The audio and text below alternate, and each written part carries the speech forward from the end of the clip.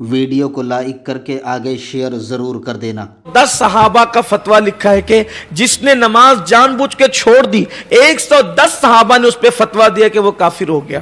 حالانکہ ہم احناف اس کو کافر نہیں کہتے، لیکن بہرحال وہ شدید ترین فاسق و فاجر ہے۔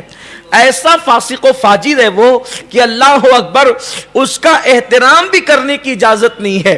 بلکہ امام المتکلمین مولانا نقی علی خان رحمت اللہ علیہ اپنی کتاب میں لکھتے ہیں کہ بعض شواف ائمہ نے لکھا ہے کہ جب بے نمازی مر جائے تو اس کی قبر کا نشان جو ہے وہ جو رہتا ہے نہ اونٹ کے کوہان کی طرح جو ہم مٹی بناتے ہیں اس طرح کوہان کی طرح نہ بنایا جائے، بلکہ اس کی زمین برابر کر دی جائے، تاکہ لوگوں کو عبرت ہو کہ جس نے خدا کے سجدے سے جی چرایا آج اس کی قبر کا نشان بھی مٹا دیا گیا ہے۔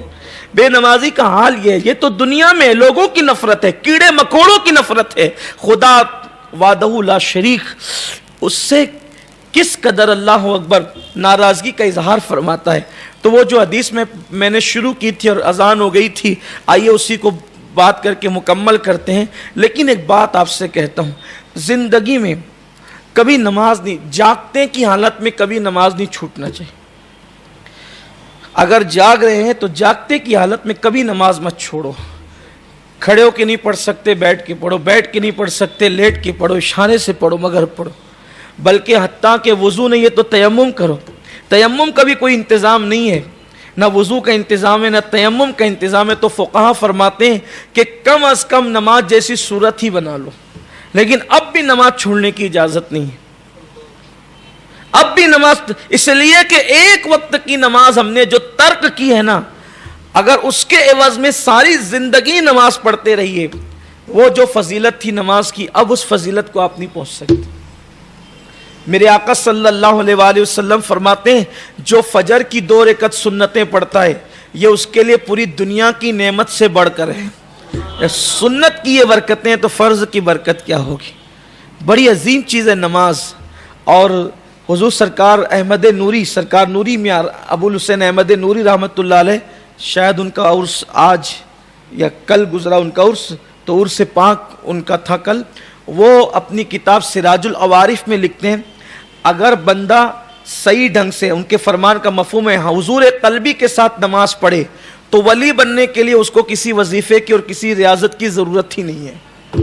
اگر صحیح طور پہ وہ نماز پڑھے نا حضور قلب کے ساتھ تو وہ اللہ تبارک و تعالیٰ اس کو اپنا دوست اور ولی یوں ہی بنا لیتا ہے۔ نماز کو لوگ سمجھتے کیا ہیں؟ اگر ہم صرف نماز کے پابند بنے، ہم نے دیکھا ہے کہ بندہ اگر اللہ کے لیے نماز کا پابند بنتا ہے، صحیح معنی میں وہ نماز کا پابند بنتا ہے، تو اس کو بہت برکتیں نصیب ہوتی، کیونکہ نماز افضل العبادات ہے، اہم العبادات ہے۔ اس کی میں کیا فضیلتیں بار بار ہم سنتے رہتے ہیں، اس سے بڑی فضیلت کیا ہوگی؟ توجہ آپ کی اگر ہے تو عرض کروں، نماز کی اس سے بڑی فضیلت کیا ہوگی؟ جتنے احکامات اللہ نے دیے پردے کے پیچھے سے دیے، صرف سمجھانے کے لیے کہہ رہا ہوں۔ اللہ تعالیٰ آگے پیچھے سے اوپر نیچے سمتوں سے پاک ہے، لیکن سارے احکامات پردے میں دیے، یعنی کہ قدرت پردے میں تھی اور احکامات آ رہے تھے، لیکن جب نماز دینے کی بات آئی تو خود بے پردہ ہو کر کے بلا کر کے عطا فرمایا۔ سارے احکامات زمین پر بھیجے، اور جب نماز کا حکم دینا ہوا تو محبوب کو لامکاں پر بلایا اور بلا کر کے اللہ تعالیٰ نے نماز عطا فرمائی۔ اس سے نماز کی اہمیت پتہ چلتی ہے۔ اور پھر یہ تو ایک اور خاص بات یہ ہے کہ فرضیت اپنی جگہ، عبادت اپنی جگہ، یہ تو اللہ کی طرف سے تحفہ ہے، اللہ کی طرف سے تحفہ ہے۔ اور تحفے کی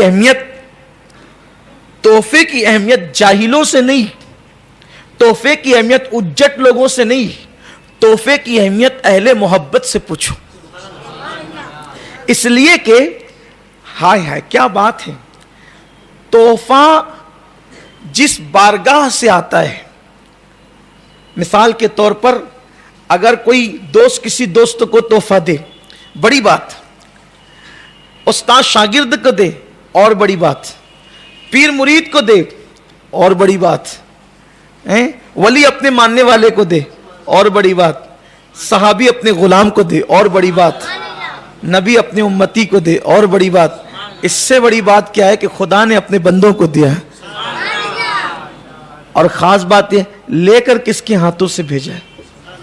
ہائے ہائے، دینے والی ذات کیسی، لانے والی ذات کیسی۔ دینے والی ذات کا کوئی جواب نہیں، لانے والی ذات کا کوئی جواب نہیں، تو وہ جو تحفہ آیا ہوگا اس کی شان کیا ہے۔